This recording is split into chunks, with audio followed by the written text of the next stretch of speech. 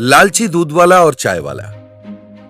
सरोज नगर नाम के गांव में एक लड़का बंटी एक चाय का दुकान चलाता था। वो अपने दुकान पर अलग अलग किस्म के चाय बेचता था। अदरक चाय, मसाला चाय, लेमन चाय, बादाम चाय जैसे अलग अलग रुचिकर चाय वो बेचता था। इसके अलावा भी कस्टमर के रुचि के अनुसार लाइट चाय, बिना चीनी का कड़क चाय भी वो बना के देता था। इस वजह से गांव वाले उसके यहाँ चाय पिए बगैर घर नहीं जाते थे। बंटी के दुकान पर लालू नाम का एक आदमी दूध दिया करता था। लालू बड़ा ही लालची था।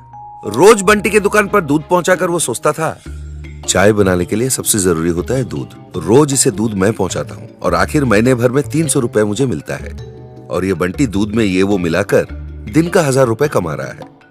मुझे भी किसी तरह मेरा मुनाफा बढ़ाना ही पड़ेगा।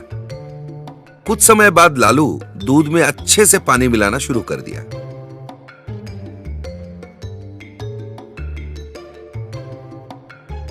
क्यों भाई लालू, तुम पानी में दूध मिला रहे हो या दूध में पानी?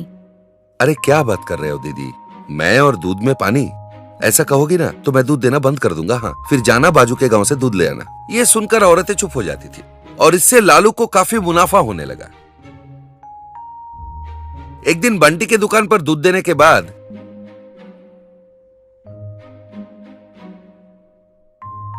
मैं दूध में पानी मिलाकर दे रहा हूँ, फिर भी इसका धंधा मंदा नहीं हो रहा है। मतलब क्या निकलता है, चाय कैसे भी बनाऊं लोग पियेंगे। वैसे मैं भी एक चाय का दुकान क्यों ना लगाऊं। ये पानी मिलाकर दूध बेचने से तो चाय बेचने में मुनाफा ज्यादा होगा। कुछ दिनों बाद उसने बंटी के दुकान के सामने अपना एक चाय का दुकान लगा दिया। चाय बाबू चाय, मसाला चाय, अदरक चाय, लेमन चाय, कोल्ड कॉफी, वो चिल्लाता था। शुरुआत में कई लोग उसके पास चाय पीने आए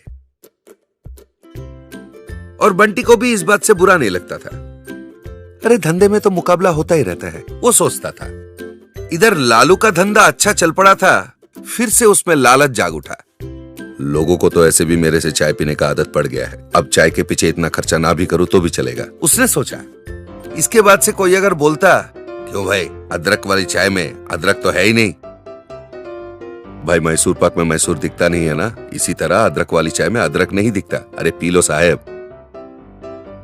अरे बाप रे, चाय में तो मक्खी गिर गया, दूसरा चाय दो भाई। 5 रुपए के चाय में मक्खी नहीं तो क्या हाथी गिरेगा। दूसरा चाय चाहिए तो 5 रुपए और लगेंगे। कॉफी इतना ठंडा क्यों है भाई? उसे कोल्ड कॉफी कहते हैं, इसीलिए तो 40 रुपए देते हो। उसका बर्ताव कई लोगों को बुरा लगा तो उन्होंने उसके दुकान पे आना बंद कर दिया।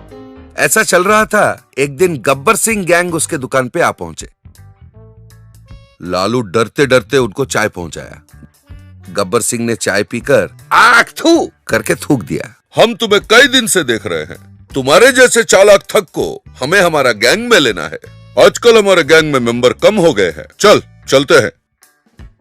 क्या चोरिया डकैती करनी पड़ेगी? मुझसे नहीं होगा, मैं नहीं आऊंगा। वो लोग लालू को जबरदस्ती उठा ले गए।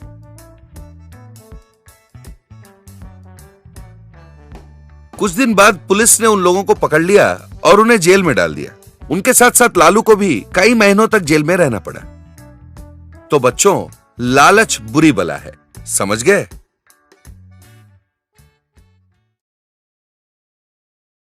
एक गांव में पप्पू रहता था। उसके माँ बाप तभी गुजर गए थे जब वो बहुत छोटा था। उसकी नानी ने उसे बड़े मुश्किल से पाल पोस कर बड़ा किया।